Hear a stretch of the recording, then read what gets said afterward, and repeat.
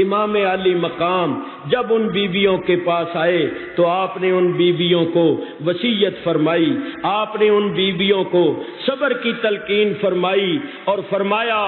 اللہ کو سونپا تمہیں اے زینب و کلثوم، لگ جاؤ گلے تم سے بچھڑتا ہے یہ مظلوم،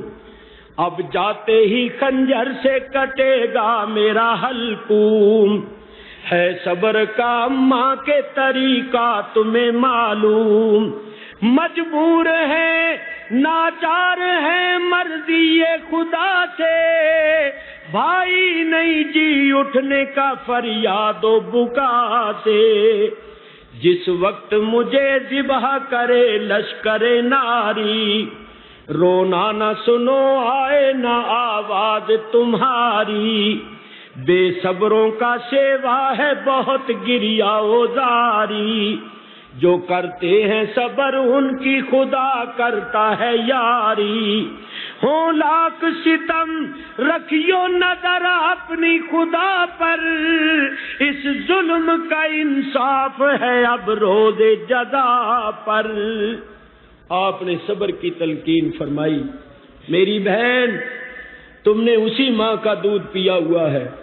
جس ماں کا میں نے دودھ پیا ہے، تم صبر والی ماں کی بیٹی ہو، میری بہن صبر کا دامن نہ چھوڑنا، تم نے دیکھا ہے بابا نے بھی صبر کیا، اماں نے بھی صبر کیا، تم صابروں کی اولاد ہو، تم نے بھی صبر کرنا ہے، دیکھنا میرے بات، رونا نہیں، شور و شین نہ کرنا، آہو بکا نہ کرنا، میں تمہارے رونے دھونے سے کوئی واپس نہیں آ جاؤں گا، صبر کرنا، اللہ صابروں کے ساتھ ہوتا ہے، لو میں تمہیں خدا کے سپرد کرتا ہوں۔ ایک ایک بی بی کا نام لے کر آپ سلام کہہ رہے تھے اور خدا حافظ کہہ رہے تھے۔ آپ کی بہت پیاری بیٹی حضرت سیدہ سکینہ، جن کی عمر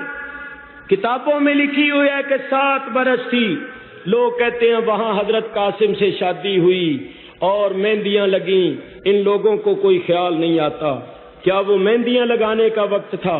شادیاں کرنے کا وقت تھا؟ 7 برس کی عمر تھی، حضرت سکینہ تو ابھی نابالغ تھی، کس طرح وہاں شادی ہو سکتی تھی؟ وہ معصوم بچی اپنے بابا سے لپٹ گئی اور کہا بابا تم بھی چلے جاؤ گے،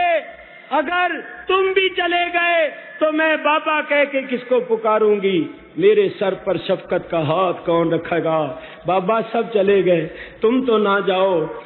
بچی ٹانگوں سے لپٹی ہوئی ہے اور رو رہی ہے، امام نے بڑے پیار کے ساتھ اپنی بیٹی کو اٹھایا، سر اور منہ کو چوما اور چوم کر فرمایا میری بہن زینب دیکھو یہ میری بہت پیاری بچی ہے، میں نے اس کو بڑے پیار سے پالا ہے، زینب اس کو رونے نہ دیا کرنا، زینب اس سے پیار کیا کرنا، زینب اس کو میری لاش کے پاس نہ آنے دینا، اس کو یتیمی کا احساس نہ ہونے دینا۔ سیدہ زینب کی ہچکیاں بند گئی اور سیدہ زینب نے کہا بھیا آج سکینہ یتیم نہیں ہو رہی، آج ہم سب یتیم ہو گئے، ہمارا بھرا ہوا گھر لوٹ لیا گیا، زمانے میں کسی پر ایسا ظلم و ستم نہیں ہوا ہوگا جیسا کہ ہم پر ہوا، اور افسوس ہمارا ہی کلمہ پڑھنے والوں نے ہمارے ساتھ یہ سلوک کیا۔ فرمایا میری بہن تمہیں کیا ہو گیا، صبر کا دامن نہ چھوڑو، میری بہن زبان پر حرف شکایت نہ لاؤ، رضینا بقضاء اللہ، ہم اللہ کی رضا پر راضی ہیں، کہہ کر یہ سخن شاہ چلے خیمے کے باہر،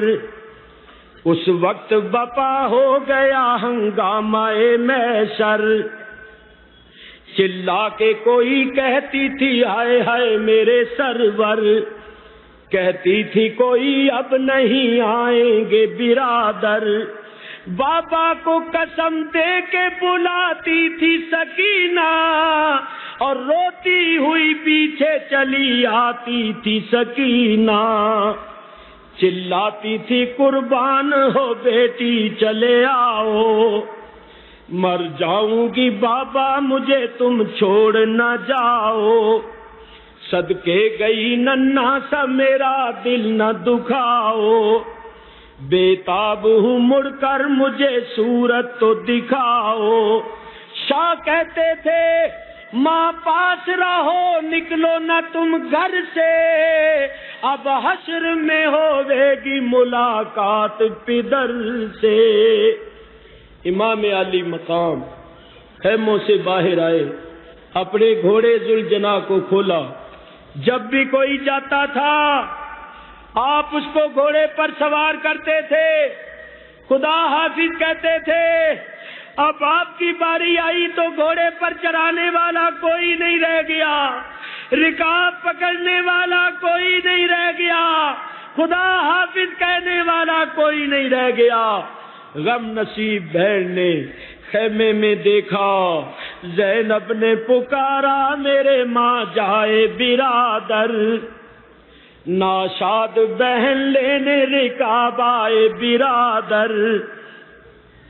اب کوئی نہیں، اب کوئی مددگار نہیں آئے برادر، صدقے ہو بہن گھر تمہیں پھر پائے برادر۔ کس عالم تنہائی میں سید کا سفر تھا، بھائی نہ بھتیجا نہ ملازم نہ پسر تھا۔